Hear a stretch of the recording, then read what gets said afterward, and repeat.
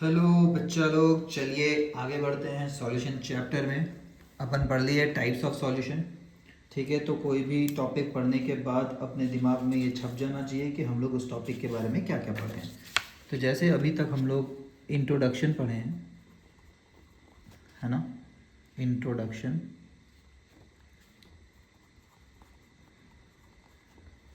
और इंट्रोडक्शन में हम लोग को ये बात समझ आया कि भाई सॉल्यूशन होते हैं अपने होमोजेनस मिक्सचर्स। ठीक है, ऑल्दो दुनिया में दो तरह के लोग हो सकते हैं, सब्सटेंस या फिर मिक्सचर। मिक्सचर में फर्दर तीन टाइप होते हैं, सॉल्यूशन, सस्पेंशन, कोलाइड। इस चैप्टर में पढ़ाया जाएगा सॉल्यूशन। और सॉल्यूशन के बारे में पता चला कि भाई साहब वो होमोजेनस मिक्सचर होते हैं। उसमें एक होता है सॉल्यूट जिसकी क्वांटिटी कम होती है, उसमें मिलाते हैं सॉल्वेंट। कितनी बातें हमें पता चल गया।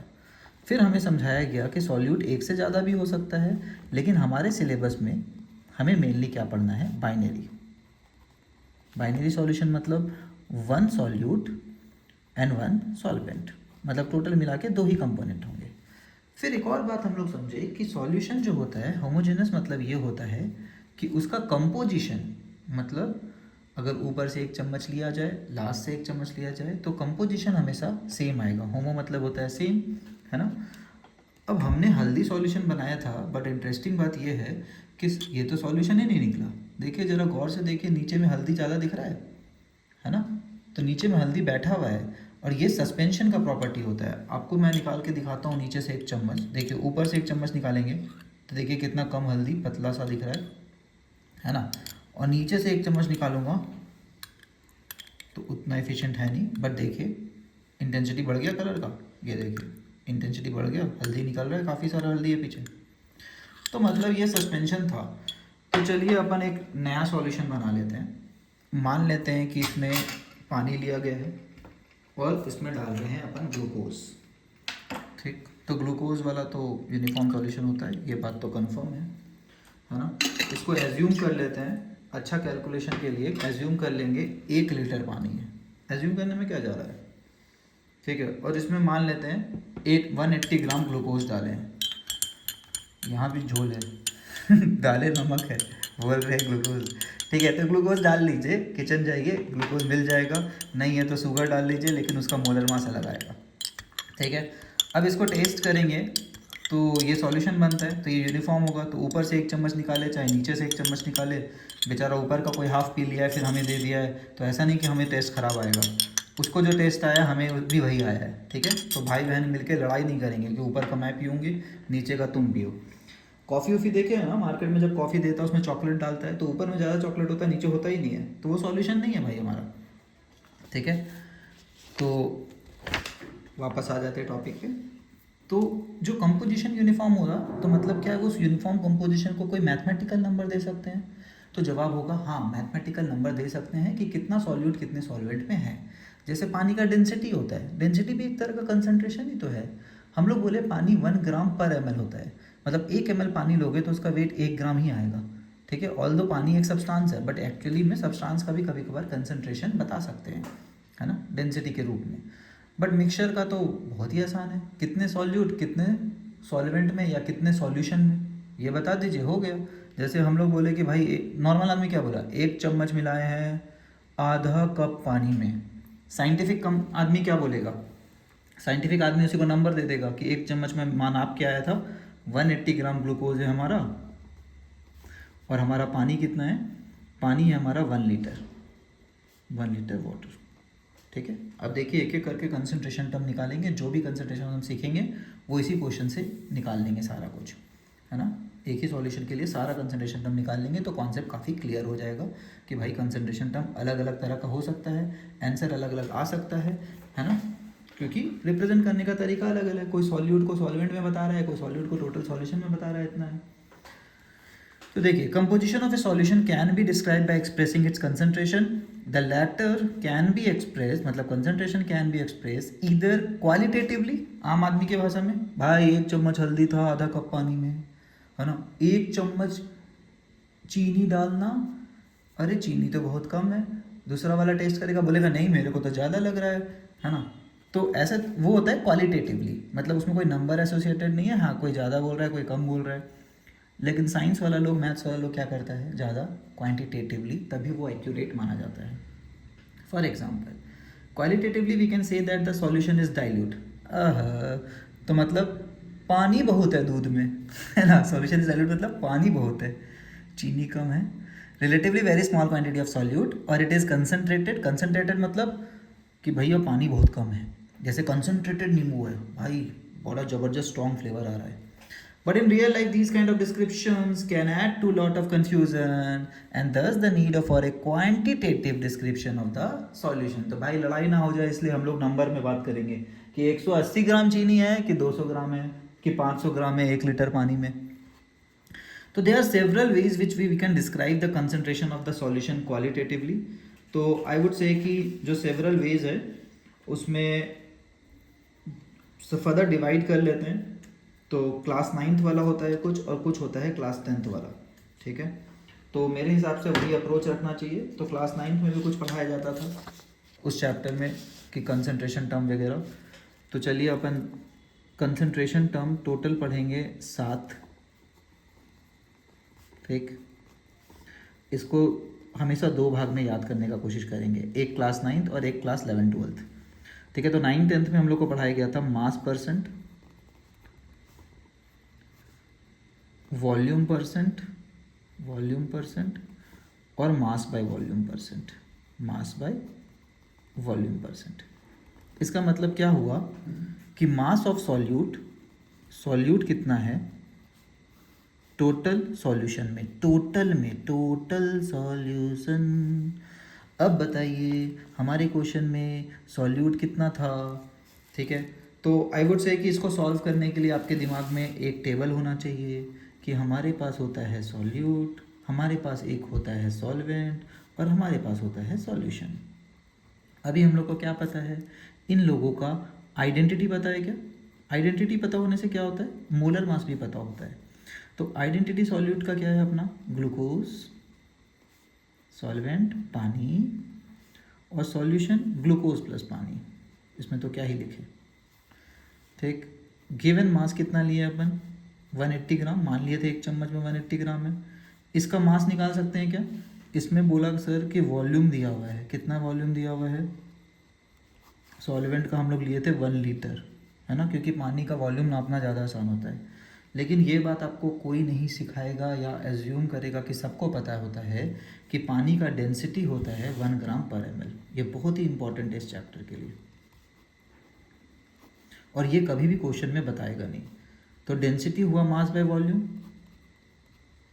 है ना, और मास कितना है पता नहीं, मास निकालना है। वॉल्यूम कितना दिया हुआ है 1 लीटर, तो 1000 ml, ml में क्योंकि होता है ग्राम पर ml है, इज इक्वल टू 1। तो मास कितना आया, मतलब 1 ग्राम में 1 ml होता है, तो 1000 ml में कितना ग्राम, 1000, ठीक है। ओके, ये गिवन मास कितना आया 1000, ठीक है। यहाँ पे एक छोटा सा मोलर मास लिख रहे हैं, आप आइडेंटिफाई कर रहे हैं। तो मोलर मास ग्लूकोज का कितना होता है 180 होता है। अगर आइडेंटिटी पता है तो मोलर मास पता होता है। H2O का कितना होता है 2 + 16, 1 × 2 + 16 18, ठीक है। तो ये सब बात पता है अपने को मोलर मास। तो जो पता होता है पहले लिख लिया लेना चाहिए, क्लैरिटी ज़्यादा होता है, ठीक है। अब इन सबको डेटा यूज़ करके क्या ऊपर वाला निकाल सकते हैं तीनों। मास ऑफ सॉल्यूट कितना है, सॉल्यूट यहाँ ग्लूकोज है, ग्लूकोज तो अपना 180 ग्राम गिवन था, 180 ग्राम ही लिए हैं। टोटल सॉल्यूशन का मास कितना, तो यहाँ पे टेबल में देख सकते हैं। कंजर्वेशन ऑफ मास ये बोलता है कि 180 और 1000 को मिलाएंगे तो टोटल घोल बना होगा इतने ग्राम का, ठीक है। तो मास परसेंट बोलता है mass of solute component 1 by total mass into 100, यही आंसर होगा, इससे ज़्यादा कुछ करना ही नहीं है। वॉल्यूम परसेंट क्या होता है, volume of solute by total volume into 100 होगा फॉर्मूला में, ठीक है। अभी बुक से भी देखेंगे अपन। तो वॉल्यूम ऑफ सॉल्यूट दिया हुआ है क्या, वॉल्यूम ऑफ सॉल्यूट नहीं दिया हुआ है, तो डेंसिटी चाहिए होता है वॉल्यूम निकालने के लिए मास से, ठीक है। तो अगर दिया होता तो हम लोग यहाँ पे वॉल्यूम ऑफ ग्लूकोज पुट करते हैं, इस क्वेश्चन में नहीं दिया हुआ है। टोटल वॉल्यूम कितना, एक बात बड़ा इंटरेस्टिंग है, कभी भी सॉलिड मिलाते हैं पानी में, सही से बताइए, आपको लगा है कि ये पानी का लेवल बढ़ेगा कि ग्लूकोज के पार्टिकल अंदर ही कहीं जाके घुल गए हैं, है ना? क्या ये पानी का लेवल बढ़ जाता है? नहीं बढ़ता है। तो टोटल सॉल्यूशन का वॉल्यूम, अगर सॉलिड इन लिक्विड है, एकदम इंटरेस्टिंग बात, अगर सॉलिड इन लिक्विड है तो जितना पानी का वॉल्यूम पहले था, सॉल्यूशन बनने के बाद सॉल्यूशन का भी वॉल्यूम उतना ही बोलेंगे, उसमें कोई चेंजेस नहीं आएगा। तो यहाँ 1 लीटर लिखे हैं तो यहाँ पे भी 1 लीटर लिख सकते हैं। तो टोटल वॉल्यूम कितना हो गया इस केस में? वॉल्यूम ऑफ ग्लूकोज तो नहीं दिया हुआ है, बट टोटल वॉल्यूम हो गया 1 लीटर इंटू 100। ठीक है, तो इसको भी लीटर में लेंगे, litre by litre, unit same होना चाहिए ऊपर नीचे का। वैसे ही मास बाय वॉल्यूम, तो मास ऑफ सॉल्यूट, तो ये देखिए क्लास 9th लेवल है, by volume of solution, total volume into 100। Mass of solute पता है 180, टोटल वॉल्यूम कितना 1 लीटर। देखे, एक ही क्वेश्चन से सब कर दिए, एक अपना ग्लूकोज का गोल बनाए और पूरा साइंस सीख लिए। साइंस मतलब ही होता है कि करके देखा जाए, करके नहीं देख रहे हैं मतलब अपन टाइम पास कर रहे हैं। तो देखिए एक एक करके, पहला है mass percent. The mass percentage of a component of a solution is defined as, कैसे? मास ऑफ, तो कंपोनेंट मतलब सॉल्यूट का भी मास परसेंट निकाल सकते हैं, सॉल्वेंट का भी। तो सॉल्वेंट का निकालेंगे तो mass of solvent by total solute. तो बाई कन्वेंशन हम लोग किसका निकालते हैं? सॉल्यूट का। कन्वेंशन मतलब कि भैया सब मान लेता है, अगर नहीं दिया हुआ है मास परसेंटेज बोल रखा है तो मतलब ये बता रखा है mass of solute by total mass कितना है। तो mass of component by total mass into 100, एकदम simple, class 9th-10th level. For example if A solution is describe by 10% glucose, कोई बोलता है 10% ग्लूकोज है, तो उसका मतलब क्या हुआ? 10 ग्राम ग्लूकोज है टोटल 100 में, परसेंट को हटाते हैं तो नीचे 100 आता है, तो 10/100 मतलब क्या हुआ? न्यूमरेटर 10, डिनोमिनेटर 100, तो 10 ग्राम ग्लूकोज रहा होगा टोटल 100 ग्राम में। तो सॉल्वेंट कितना? According to conservation of mass solvent 90 रहा होगा। तो ये सब बातें आपको पता होना चाहिए। Concentration described by mass percent is commonly used in industrial chemical applications. For example, तो मास परसेंटेज इंडस्ट्री में बड़ा यूज़ होता है कि ये वाला घोल मास बाय मास इतना है। For example, commercial bleaching solution contains 3.62 gram mass percentage of sodium hypochlorite in पानी। तो ठीक है, इसका कुछ करना नहीं है, पूछेगा नहीं कभी, बट एक एग्जांपल दिया है रियल लाइफ से कि मास परसेंटेज कहाँ पे यूज़ होता है। वैसे ही वॉल्यूम परसेंट है। The volume percentage is defined as volume percent of obviously component, solute solvent जो बोले आप, सॉल्यूट का ही निकालते हैं by convention, by total volume into 100। जैसे ग्लूकोज के केस में volume of glucose by total volume into 100। ठीक है, तो आई होप ये सिंपल चीज़ें हैं, तो इसमें ज़्यादा टाइम नहीं लगना चाहिए। दूसरा क्लास 11th में भी ये चीज़ें पढ़ाते थे, चैप्टर 1 में, जहाँ मूल कॉन्सेप्ट पढ़े थे। फॉर एग्जांपल, अगर 10% इथेनॉल सॉल्यूशन कोई बोलता है ना पानी में है, मतलब सॉल्वेंट हुआ पानी, सॉल्यूट हुआ इथेनॉल, क्योंकि 10% इथेनॉल है मतलब इथेनॉल कम है, मतलब 10 ml इथेनॉल या 10 लीटर इथेनॉल टोटल 100 लीटर में है। समझ में आया? परसेंट मतलब क्या होता है? 10% मतलब 10/100, मतलब न्यूमरेटर इथेनॉल का क्वांटिटी अगर 10 है तो टोटल 100 है। अब ml में लेना है तो ले लीजिए, लीटर में लेना है तो ले लीजिए, बात एक ही होता है। Means that 10 ml of ethanol is dissolved in पानी such that the total volume of the solution is 100 ml. Solutions containing liquids are commonly expressed in this unit. For example, a 35% volume by volume, तो 2 liquid है। अब liquid का volume निकालना आसान होता है कि मास निकालना? वॉल्यूम निकालना।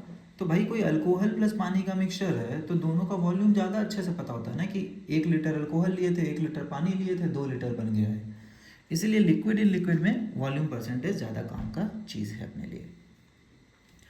तो फॉर एग्जांपल एक 35% V/V solution of ethylene glycol लेंगे, जो कि एक एंटी फ्रीज चीज़ होता है, is used in cars for cooling the engine. तो कूलिंग इंजन को ठंडा करने के काम आता है। At this concentration the antifreeze lowers the freezing point of water to 255। तो पानी का ऐसा सोचने में भी डिफिकल्ट होता है ना, ये तो रट के आए थे, पानी का फ्रीजिंग पॉइंट सर 273 होता है, मतलब 0 डिग्री सेंटीग्रेड, यहाँ तो माइनस में है, ऐसा कैसे हो सकता है? मतलब -17 तक ये पानी आइस बनेगा ही नहीं, ऐसा हो सकता है क्या? तो ऐसा बिल्कुल हो सकता है अगर पानी का कोई मिक्सचर है। तो पानी जब प्योर होता है तो उसका 0 डिग्री होगा, लेकिन उसमें कुछ मिला देंगे तो भाई नीचे हो जाता है फ्रीजिंग पॉइंट। ठीक है, तो अभी पढ़ेंगे हम लोग depression in freezing point, qualitative property का पार्ट है। Third, mass by volume percent. Another unit which commonly use in medicine and pharmacy is mass by volume percent. It is the mass of solute dissolve in 100 ml, या फिर बोल सकते हो mass of solute divided by volume of solution, नीचे solution ही है सब में, into 100। ठीक है, तो ये 3 अपना क्लास 9th का है। जो 4th वाला इसमें दिख रहा है ppm, इसको ना आपको समझना है मास परसेंट का ही आगे का पार्ट है। देखिए ppm का फुल फॉर्म होता है परसेंट, मतलब क्या होता है आउट ऑफ 100, सेंट मतलब सेंचुरी। सुने क्रिकेट में भी सेंचुरी होता है, सेंचुरी टाइमलाइन में भी हिस्ट्री में भी पढ़ते थे डिकेड सेंचुरी, तो सेंचुरी मतलब होता है 100। तो मास परसेंट मतलब होता है 100 में कितना, तो mass of solute by total करते हैं इनटू 100 करते हैं, क्योंकि 100 में कितना निकालना है, यूनिटरी मेथड है ये। पार्ट्स पर मिलियन मतलब मिलियन में कितना, तो मतलब सेम फॉर्मूला होगा मास ऑफ सॉल्यूट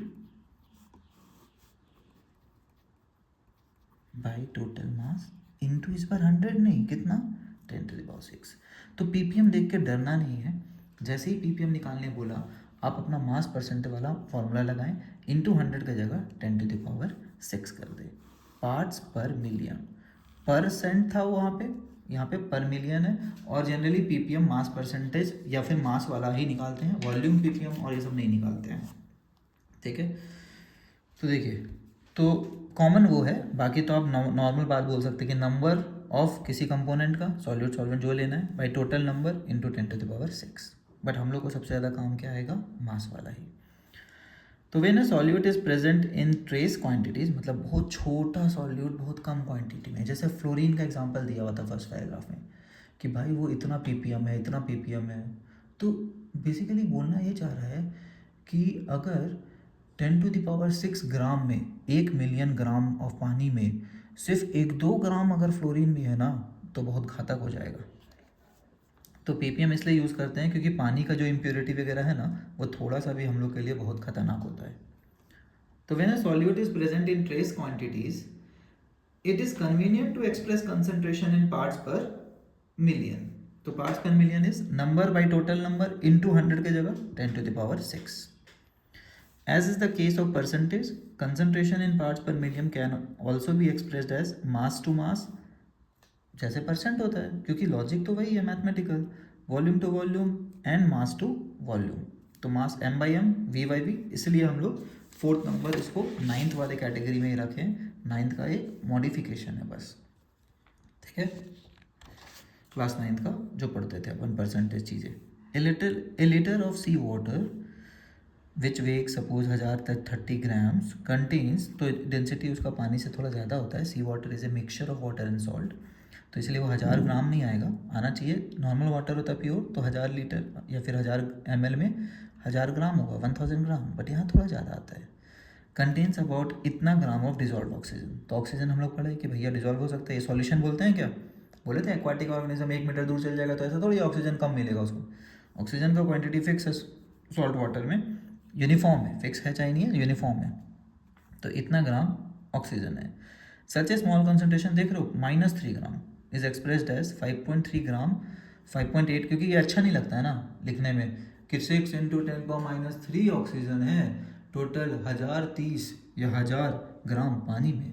ठीक है, तो कितना ख़राब लग रहा है माइनस पावर को एक्सप्रेस करने में। उसकी जगह क्या करते हैं, डिनोमिनेटर को ही बढ़ा देते हैं, बोलते हैं 10⁻6 पानी में 5.8 ग्राम ऑक्सीजन है। ठीक है, the concentration of pollutant in water और हवा में is often express in terms of mu gram also, तो इसको क्या बोलते हैं माइक्रोग्राम, माइक्रो मतलब भी 10⁶ ही होता है, उसी को हम लोग बोलते हैं पार्ट्स पर मिलियन।